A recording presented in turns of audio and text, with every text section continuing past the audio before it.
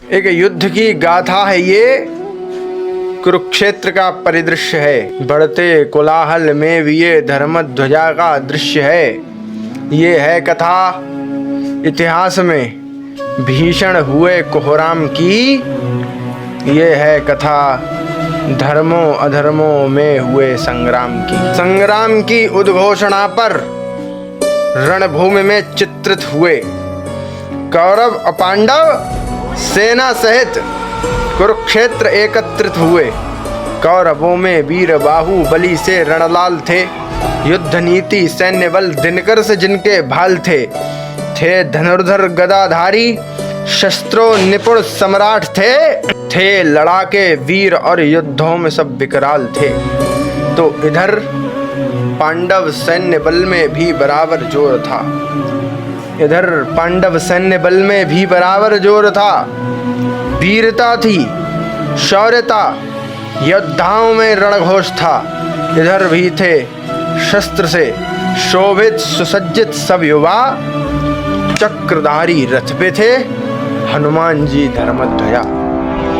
तो बिगुल नरसिंह लंगाड़ो शंख ने कंपन किया और युद्ध का आरंभ फिर रणवेरियों से हो गया।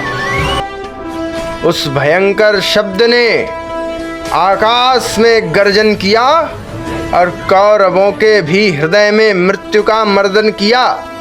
अब इधर अर्जुन आग्रह किया भगवान से रथ मोड़ने को, योद्धाओं के मुख देखने को, युद्ध नीति भेदने को। देखकर अपने स्वजन अर्जुन बड़ा अकुला गया। गुरु पितामह देखकर फिर शोक मन में आ गया। कांपते थे अंग उसके, विचलित भी होता था ये मन। रोमांच होता था हृदय में, शिथिल होता तन बदन। गांडीव भी अब गिरा डाला युद्ध के उस नाम ने। शौर्य बल विचलित हुआ अब मोह बल के सामने। बोला ये पापी हैं कलंकी नीच हैं ये मानता हूँ, पर इनमें भी जो पूज्य हैं मैं उन्हें भी पहचानता हूँ। अरे कहो केशव तुम स्वयं सब लोक लज्जा तार दूं। जिसने सिखाया युद्ध क्या उस द्रोण को ही मार दूं। माधव बताओ तुम स्वयं क्या द्रोह की पहचान दूं। जिसने खिलाया है मुझे उस पितामह को मार दूं। तो एक भूधरा भूभाग पर अपनों को मारूंगा नहीं।